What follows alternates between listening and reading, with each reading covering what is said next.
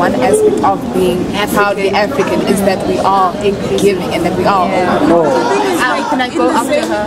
Yeah, in the same way that an Asian person can call you out and be like, no, you're not one of us. In the same way, I can also look at, be you black, be you white, be you anything. I can look at you and be like, you know what, the behavior you are showing is not it's foreign to me. I don't understand this.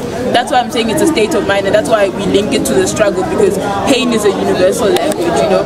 And so if I understand your pain, we are one, and if you understand my pain, then that's how we join together. So that's why I believe if a white person can come to me and truly understand why I'm here, why Africa is what it is right now, and actually care to the extent that I care, then I have no right to not call him my brother. Yeah, I totally agree with her.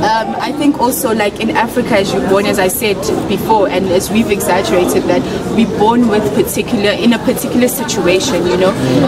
So I mean, we all face that particular situation. We all are victims somewhat, even if you are rich, but you know what it is to be poor. You know how, what the rest of your citizens, how they live, you know, in this poverty, and and you're able to empathize. I think that's what makes you fundamentally African, besides the color of your skin or your religion. I think it's poor for a lot of people to say that no, the Arabics in North Africa aren't fundamentally African, they're part of Middle East. That's nonsense, but because they face colonization, they go through the same struggles. But they've excluded themselves from us. They didn't say that.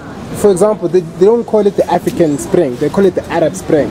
They don't call themselves black. But they don't call themselves African. I think they call themselves Arab, not because they run more to the Middle Eastern culture, but because they share this particular culture, which is Arabism, the Islamic people. That's why they said it's an Arab Spring. They didn't say it's a Middle East Spring or whatever.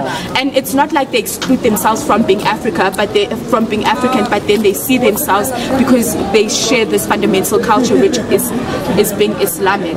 So it doesn't mean that they excluded themselves from being African. And I think that's a mistake that we do as Africans, that because someone is not dark skinned, we'll say they're not African. Exactly.